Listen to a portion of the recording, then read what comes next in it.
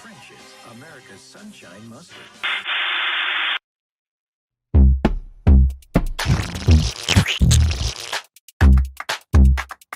Extra moutarde! Salut les amis et bienvenue pour un nouvel épisode d'Extra Moutarde. Aujourd'hui, on va continuer les aventures de Joseph et comme tu vois depuis le début, c'est hallucinant. Et aujourd'hui, on va parler des promesses de Dieu. Alors reste avec nous parce que ça va être super intéressant. Mais sans plus tarder, on passe au défi All Dressed. C'est l'heure du défi All Dressed. Gus Gus, t'es prêt? Yes! T'es prêt à boire de la petite boisson sympathique qui fait des Puisqu'il bulles? le faut. Alors, le but du jeu, ça va être justement de boire un petit peu de ce cocktail pour que ça tienne en équilibre. Et le premier qui a mis sa canette en équilibre a gagné. Elle est en équilibre? Non, ah oui, c'est vrai. En équilibre comme ça. C'est bon? Sur le biais. Oh boy, ok, mais là, Bon. j'en ai secoué, fait que ça va faire de la mousse. C'est pas mon problème. Attention. 3, 2... Hey, rappelle-toi, il y a la danse à la fin, hein? 3, Ouais, c'est vrai. 2, 1, let's go!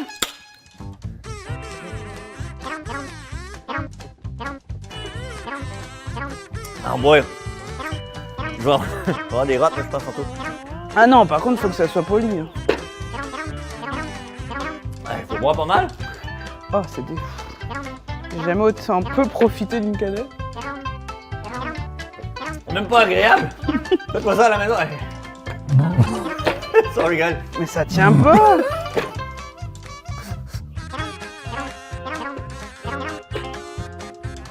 Wow! Là, je suis rendu. C'est vrai?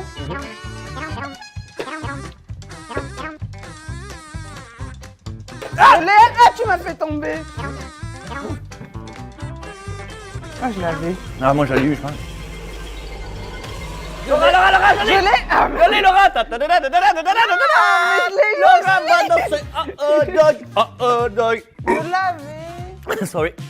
Mais, Ok, écoute, bah, c'est j'ai pas- fait la dernière fois, j'ai aimé. Pas au point de changer de tour avec toi, mais... Si, vas-y. Non, Moi, j'ai non. déjà fait 2 fois.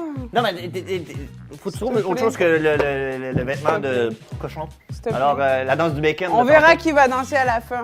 En tout cas, c'est l'heure du jeu. Tout de suite, trouve Tim le hot dog avec Super Moutarde. Ils sont cachés dans l'image.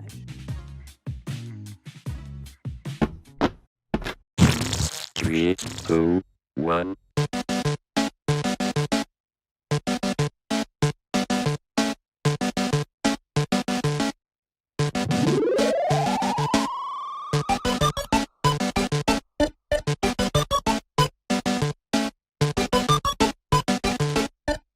Welcome to the machine.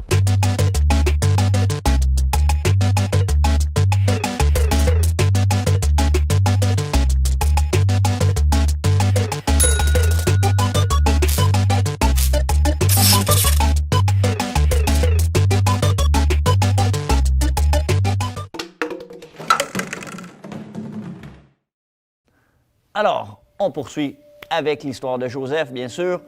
Et aujourd'hui, eh bien, on va voir le personnage qu'on voit moins qui est en coulisses, hein, qui est Dieu. Pourtant, il est partout dans la Bible. Et aujourd'hui, on va parler que Dieu réalise toujours ses promesses. Retiens ceci, si je peux le dire comme ça. Ce que Dieu dit, il le réalise, il l'accomplit. OK? Ce que Dieu dit, il l'accomplit. Joseph, si tu te souviens bien, il a eu des rêves quand il était jeune.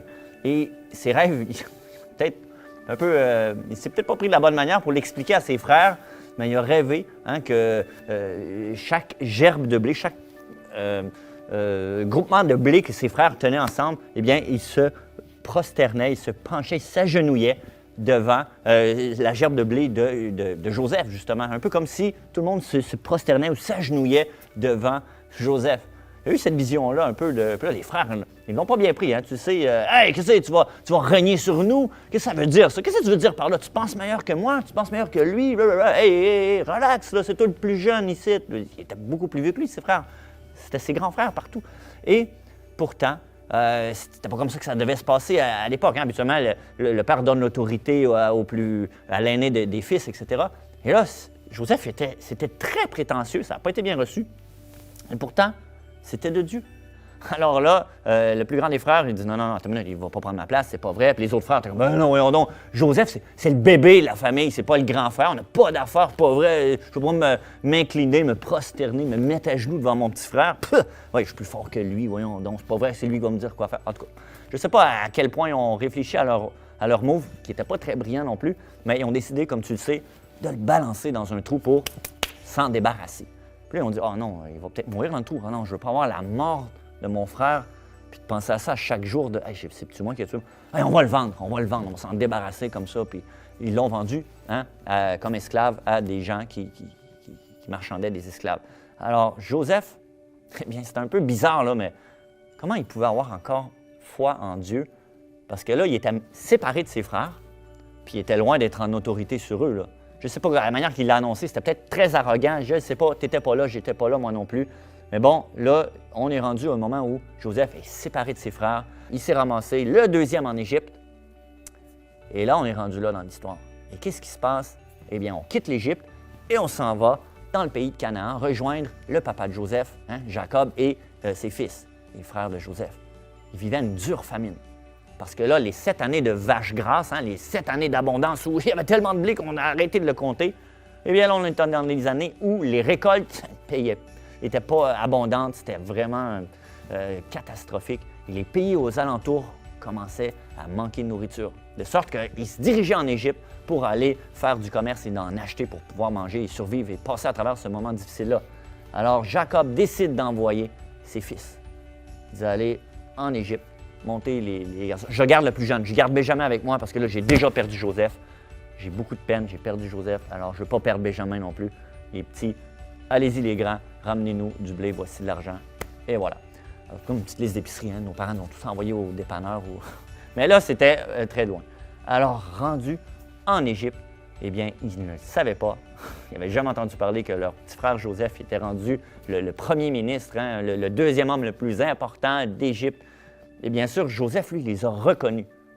Mais les frères n'ont pas reconnu Joseph. Comment ça? Parce que quand ils l'ont balancé dans le trou, quand ils l'ont jeté dans le trou, c'était juste un jeune adolescent. Eh bien là, il y a plusieurs années qui ont passé et le jeune adolescent est devenu un homme et il était sûrement habillé en égyptien, rasé comme les Égyptiens, maquillé avec l'espèce d'accoutrement, d'habillement de premier ministre de l'Égypte. Ça devait être assez impressionnant que ça avait l'air peut-être d'un déguisement de nos jours, là.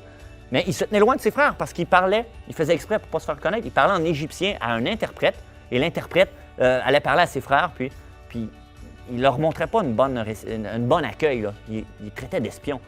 Vous êtes des espions, vous êtes venus, puis eux, ils se sont prosternés. Non, on n'est pas des espions. Et qu'est-ce qui s'est passé? Ils se sont agenouillés. Ah non, que mon Seigneur ne se mette pas en colère, Fâche-toi pas, non. Puis là, on est des bons gars, on veut juste faire du commerce, là. Il y a mon père qui nous a envoyés, puis non, vous êtes des espions, puis ils se sont prosternés. Ce que Dieu dit, il l'accomplit. Et au début de l'histoire, après que Joseph est sorti du trou, il ne devait pas croire. Il devait se demander, peut-être qu'il continuait, il a continué à y croire, mais il devait se demander comment ça va être possible maintenant que je suis séparé de mes frères, ils sont dans un complètement autre pays. Eh bien, c'est un peu comme nous aujourd'hui. Le Seigneur te promet des choses. Il y a des fois où tu vis des moments dans ta vie où la situation s'en va complètement dans la direction opposée. Puis là, tu commences à douter, comment, Seigneur, ça peut être possible, ça? Je ne sais pas, ça peut être, des fois, quelqu'un vit une maladie ou une chose comme ça. Le Seigneur est capable d'accomplir ses promesses. Et s'il te promet quelque chose, il va l'accomplir. Tu peux en être certain. Je te montre un passage dans la Bible, dans l'Ancien Testament. Maintenant que tu sais c'est quoi l'Ancien Testament, eh bien, on va aller dans l'Ancien Testament, dans le livre du prophète Habakkuk. Okay? Oui, un nom assez particulier, Habakkuk. Habakkuk. Ouais, un petit truc pour le retenir. Wow, je te promets, je ne ferai plus jamais ça. Okay?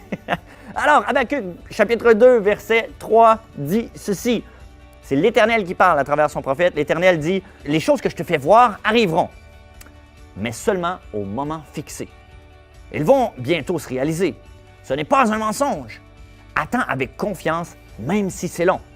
Oui, c'est sûr, elles arriveront sans retard. » Elles arriveront sans retard. Les choses que Dieu te promet, les choses que Dieu nous promet à nous tous, ils vont se produire. Puis il y a des fois qu'on dit « Ah, ça presse, Seigneur!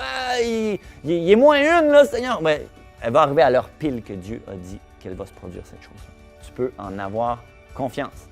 Dieu est tout-puissant, Dieu t'aime et Dieu ne te laissera jamais tomber parce que ce que Dieu dit, il l'accomplit. Amen! Yes! Alors, on va poursuivre maintenant avec Dans le Lab. Non, ça ne sera pas Prof Dijon cette semaine, ça va être une surprise. Allez, bonne écoute!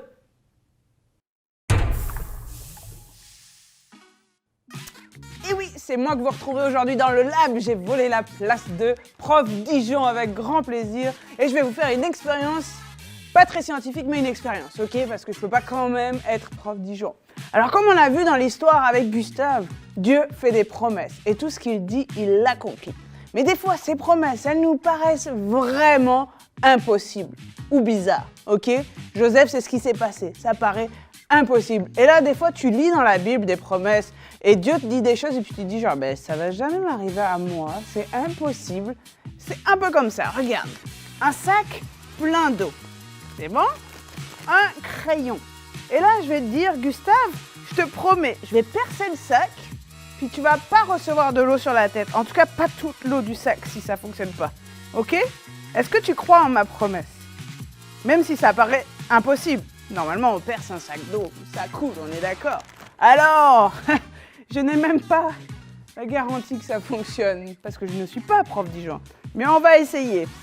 Prie, Gustave, aie confiance. Attention. J'ai percé le sac de bord en bord. Est-ce que t'es mouillé? Donc ça a fonctionné! Rappelle-toi, quand Dieu fait des promesses, il les accomplit.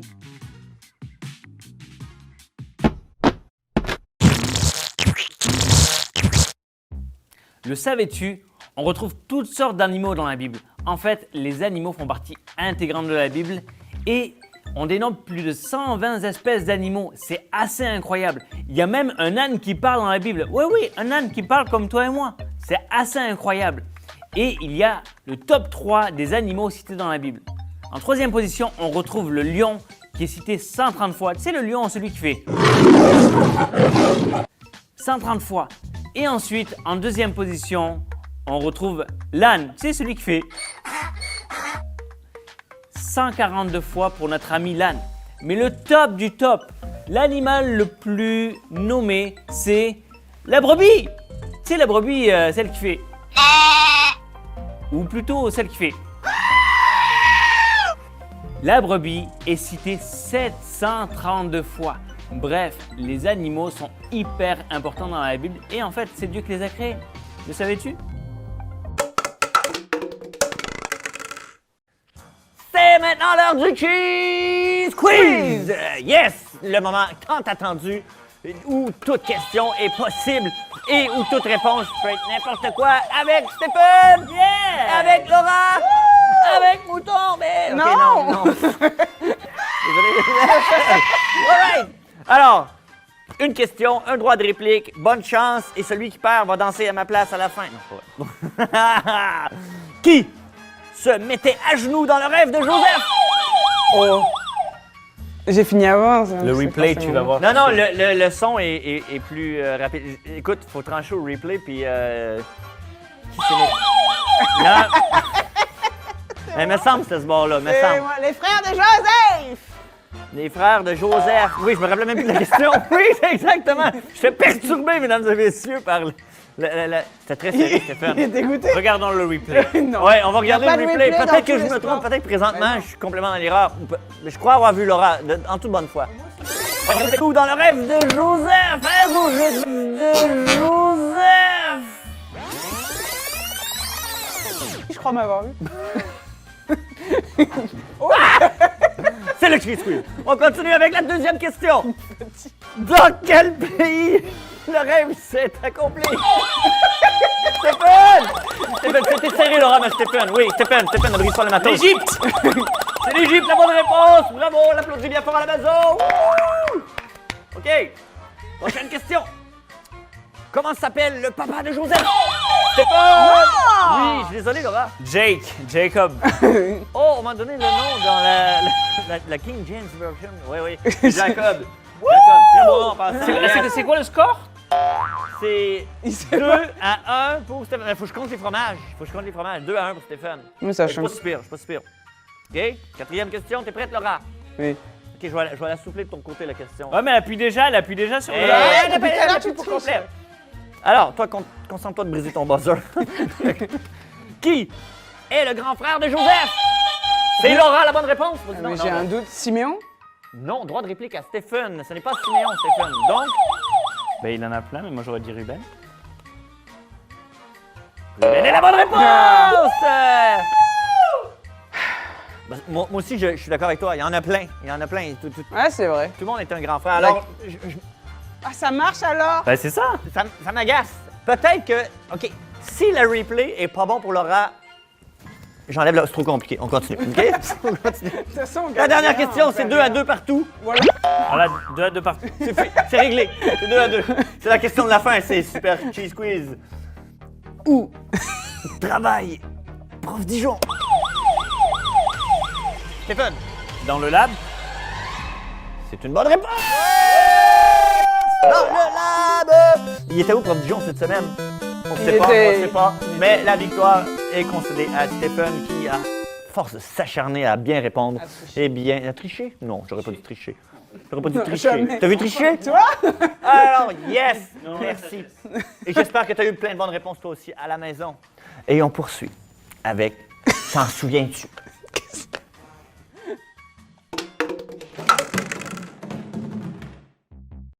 Alors non, ce n'est pas T'en souviens-tu, c'est rappelle-toi, hein? Rappelle-toi de ceci. Je l'ai dit tantôt, ce que Dieu dit, il l'accomplit. Il va l'accomplir.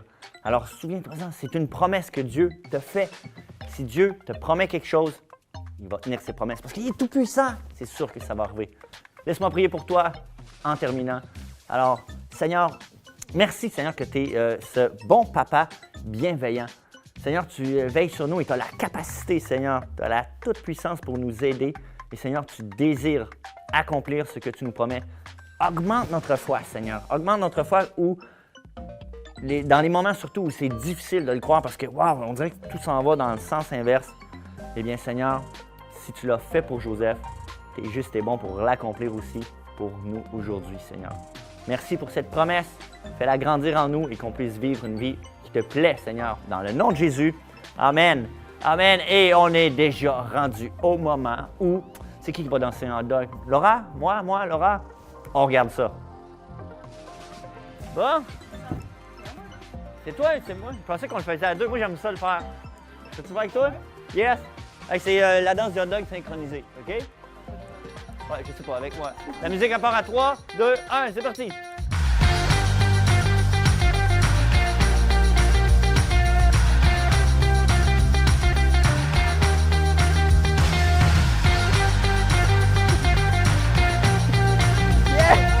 Hey, j'ai soufflé, ça! Ça, c'est le générique! Oh, j'ai soufflé! OK, yeah! Mon stage à moi! Yeah! Yeah! All right! On vous souhaite une bonne semaine, la gang! J'espère qu'on se revoit la semaine prochaine! Hey, j'essaie de la faire à Stéphane puis Laura, moi. On regarde pas tout. Hey! Passez une bonne semaine! Et oublie pas, Dieu, ce qu'il dit, il l'accomplit! Ciao!